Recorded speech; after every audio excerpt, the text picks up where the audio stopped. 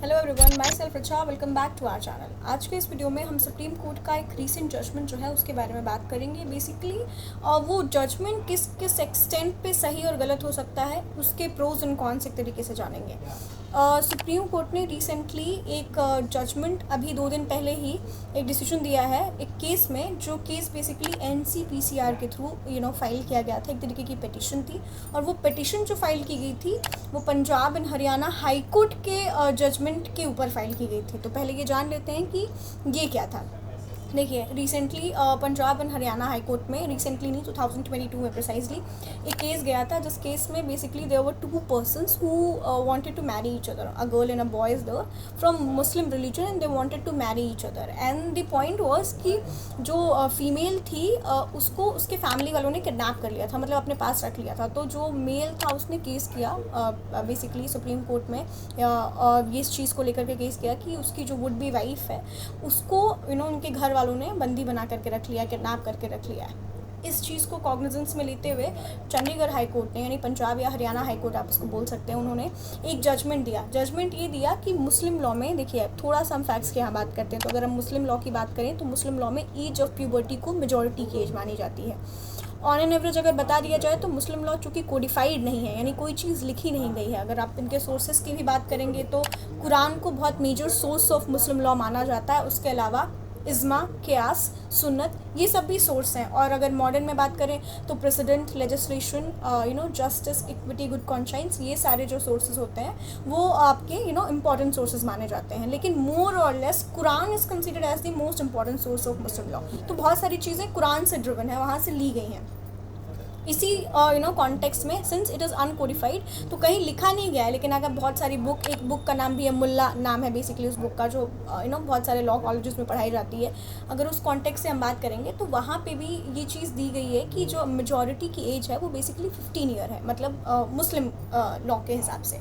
तो चूँकि वो लड़की की जो एज थी वो 16 साल थी, तो कोर्ट ने भी इस चीज़ को अपहेल्ड किया और कहा कि जो लड़की की एज है वो 16 है, that means the girl is actually major.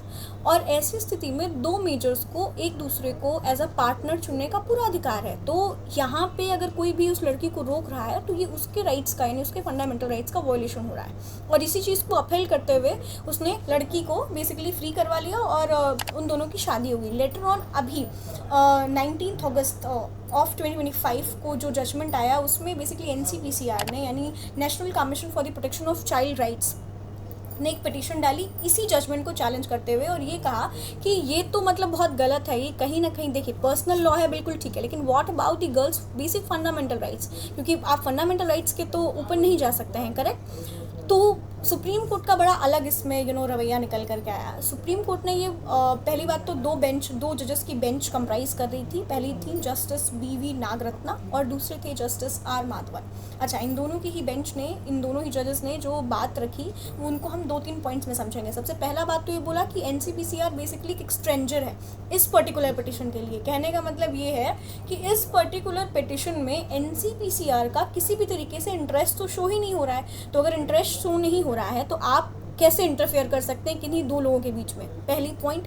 दूसरा पॉइंट क्या है कि ये basically matter of personal choice है। आपको भी पता है कि अगर आप धर्म का मुद्दा कहीं पे भी उठाएंगे या रिलीजन का मुद्दा उठाएंगे तो ये it's a matter of personal choice. तो किसी की भी पर्सनल चॉइस है, और आप मुस्लिम रिलीजन में तो बिल्कुल फॉलो भी कर रहे हैं, क्योंकि मेजॉरिटी की एज 15 है और 16 साल की वो लड़की है। तो NCPCR ने अपनी पिटिशन में इस चीज़ को भी कोट किया कि 15 साल कैसे मेजॉरिटी की एज हो सकती है। लेकिन इसी चीज़ को कंसीडर करते हुए सुप्रीम कोर्ट के दोनों ही जजेस ने दो बातों को बहुत क्लियर कट तरीके से ये बोला कि पहली तो ये कि यहाँ पे जो ये कमीशन है ये एक तरीके के स्ट्रेंजर हो और उनके पास कोई लोकस स्टैंडाई नहीं है इस पर्टिकुलर पिटिशन में स्टैंड करने के लिए, इस पर्टिकुलर पिटिशन में खड़े होने के लिए, इसको डालने के लिए। और दूसरी चीज़ ये बोली गई कि उनका पर्सनल मैटर है, उनका मैटर ऑफ चॉइस है, जो उनको अधिकार है कि वो अपने हिसाब से अपने पार्टनर्स को चूज़ कर सकते हैं। और वही उस लड़की ने किया। और दूसरी चीज़ ये बोली गई कि देखिए, अगर आप किसी का बेटर हाफ को या जो जिससे शादी होने वाला, अगर आप उसको उससे अलग करेंगे तो ये शायद उस लड़की के लिए भी बहुत ट्रॉमेटाइजिंग होगा। यानी बहुत सारे पॉइंट्स को कंसीडर करते हुए सुप्रीम कोर्ट ने ये मेजॉरिटी की एज जो 15 साल है, यानी एज ऑफ प्यूबर्टी जो है, इसको ही अपहेल्ड किया, ना कि एनसीपीसीआर की पिटिशन को। और ये कहते हुए इस पिटिशन को खारिज कर दिया गया है। अब बहुत सारे टर्म्स पे इसको क्रिटिसाइज भी किया जा रहा है, बट आपका क्या कहना है इस जजमेंट में? Do let us know in the comment section. Thank you for watching, stay connected.